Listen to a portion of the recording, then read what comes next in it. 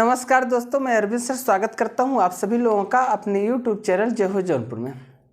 चलिए भैया, पिछली वीडियो में हम लोगों ने रस के प्रकार को देख रखा था। आज हम लोग श्रृंगार रस के बारे में देखेंगे। और जितने लोग लाइव हैं भैया, जितने लोग वीडियो को देख रहे हैं, फटाफट वीडियो को शेयर कर दीजिए। सब्सक्राइबर थोड़ा सा आप बढ़ाइए ना। चलिए, आज कुछ बढ़ जाने चाहिए। जल्दी से कैंप पहुँचिए आप लोग, फिर आगे मिलते हैं नई पार्टी के साथ। ठीक, चलिए भैया,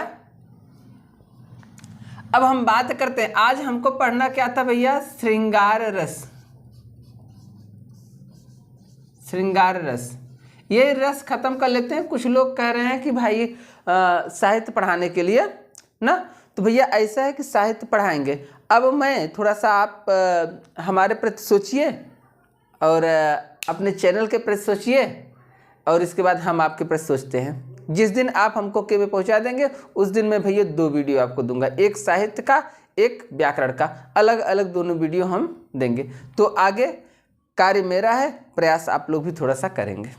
ठीक, चलिए आज श्रृंगार रस के बारे में देखते हैं। अगर बात की जाएगी श्रृंगार रस की भैया, तो कहते हैं कि श्रृंगार रस किसी, या ऐसे कह सकते हैं, जब नायक और नायिका के, नायक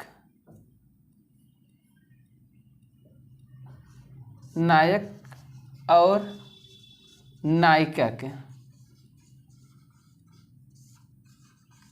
नायक और नायिका के प्रेम का वर्णन होता है, परस्पर प्रेम का। जब नायक और नायिका के परस्पर प्रेम का वर्णन होता है,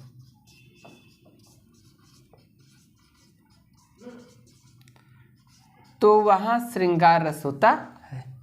अब भैया, जहां नायक और नायिका के परस्पर प्रेम का वर्णन होता है, वहां सीधा सीधा क्या होता है? आपका श्रृंगार रस होता है।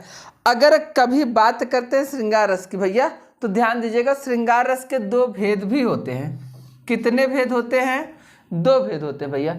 एक होता है आपका संयोग श्रृंगार, संयोग श्रृंगार होता है, और एक होता है आपका वियोग श्रृंगार।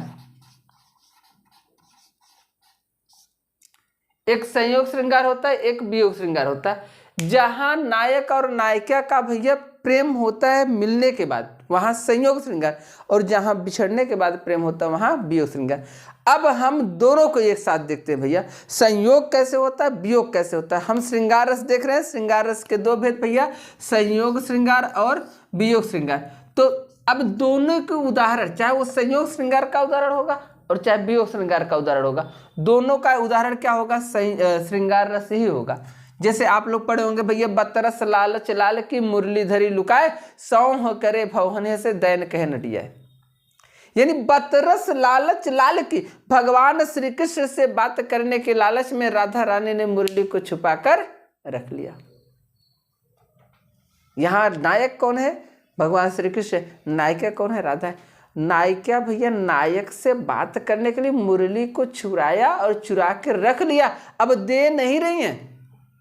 भगवान श्री कृष्ण को जैसे ही पता चलता है मुरली किसके पास है भैया? राधा के पास, तो कहते हैं सौंह करे भवहनि हंसे, दैन कहे नटी जाए। यानी सौंह करे, भगवान इशारा करते मुरली ली हो, तो राधा रानी भावों के माध्यम से हंसती है। दैन कहे नट जाए, जब कहते अच्छा दे दो, तो क्या करते भैया? नट जाए, इनकार कर देते हैं। तो जहां नायक और नायिका का प्रेम होता भैया, इतने नहीं, पूछत श्याम कौन तू गोरी, लिख देते हैं भैया। एक आधा आप लोग लिखकर भी देख लीजिए। पूछत श्याम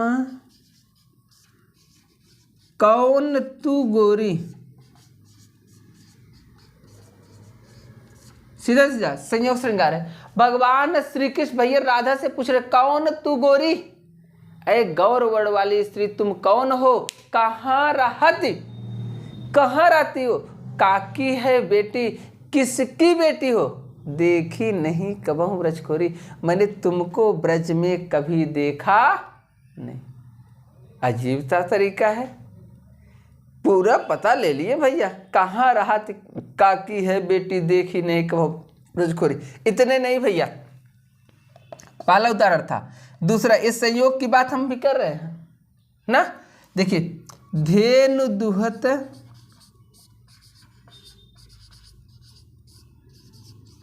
अतिहीर अतिबाड़ी।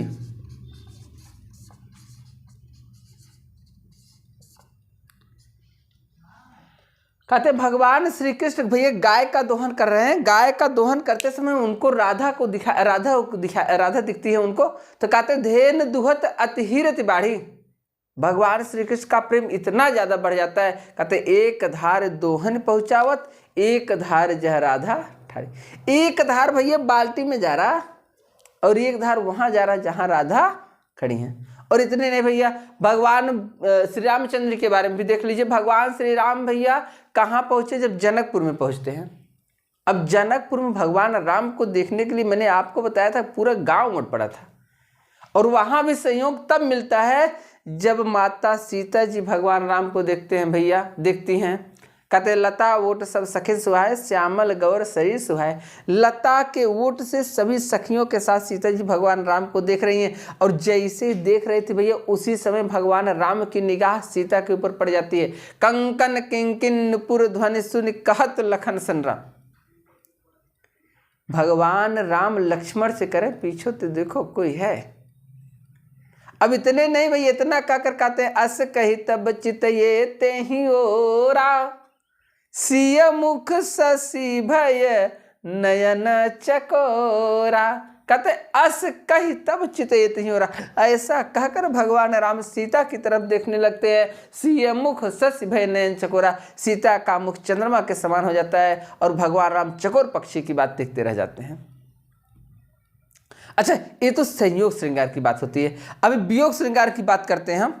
चलिए, ये सब संयोग श्रृंगार की बात हो रही थी भैया। वियोग श्रृंगार की बात करेंगे तो जैसे आप पढ़े होंगे भैया, हे खग मृग हे मधुकर सैनी। हे खग मृग हे मधुकर सैनी।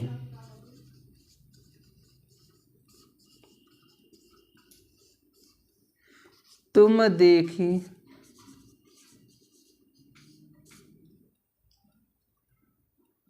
देखी सीता मृग नैनी।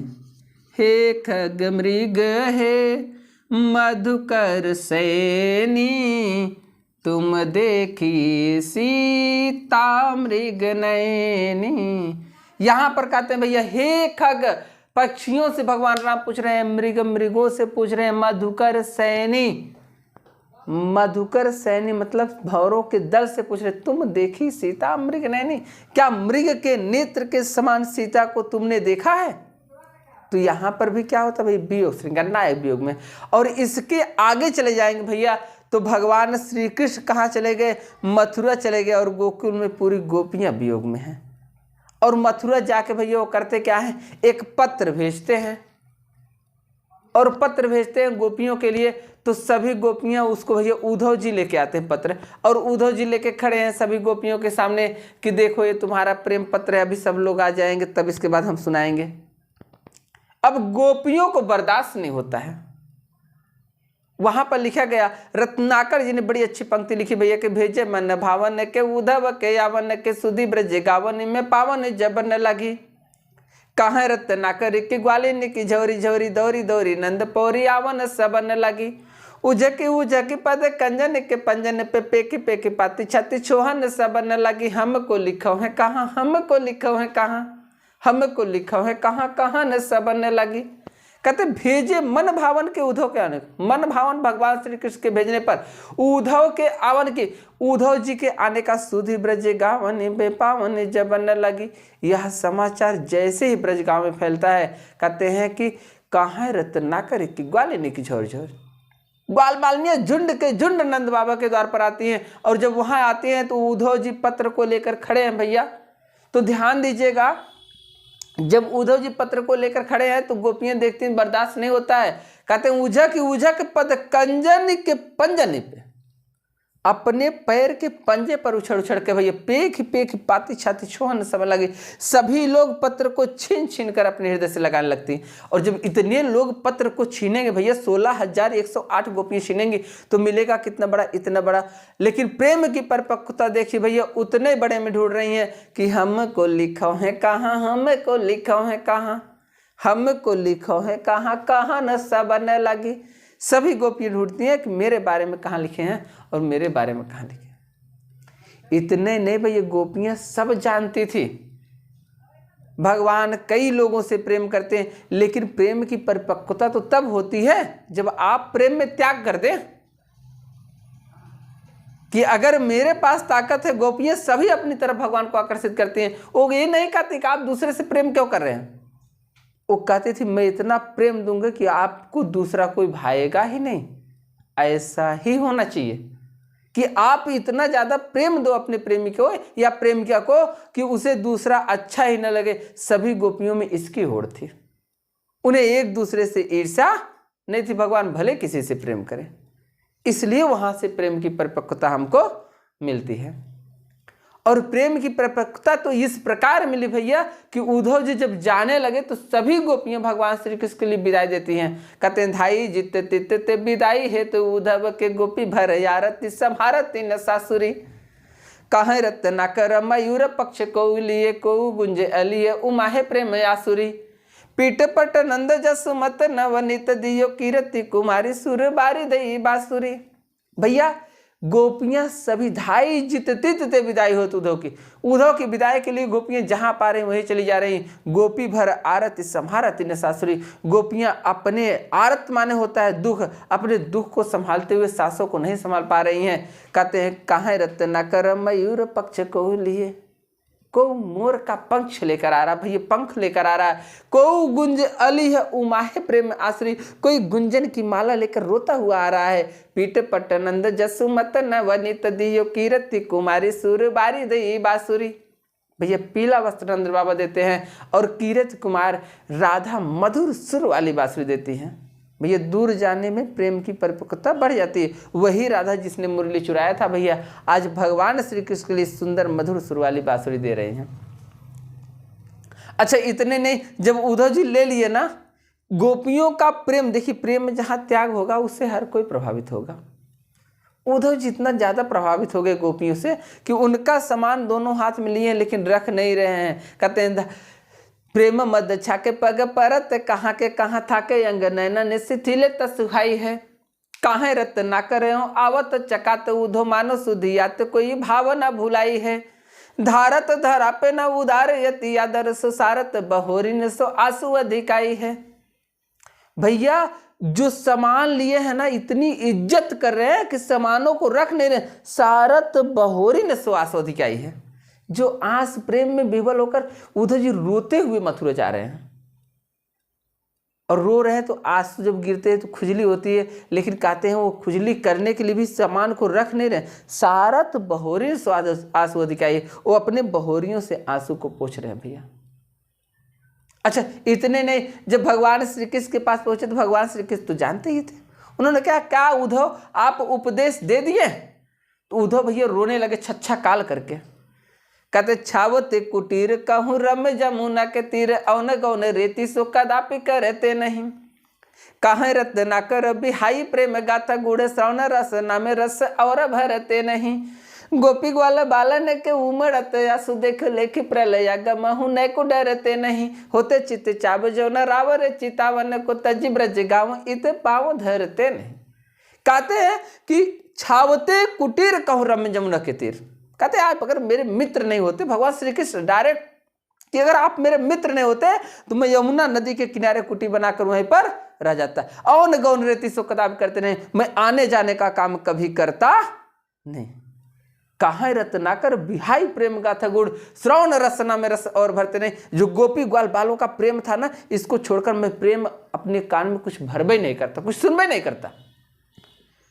अंत में तो यहाँ तक कह दिए भगवान श्री कृष्ण से कि होते चित्त चाब जो न रावर चितावन को तजी ब्रज गाँव इते पाँव धरते नहीं। अगर मुझे आपसे लगाव नहीं होता तो मैं ब्रज गांव को छोड़कर यहाँ पाँव भी नहीं रखने आता।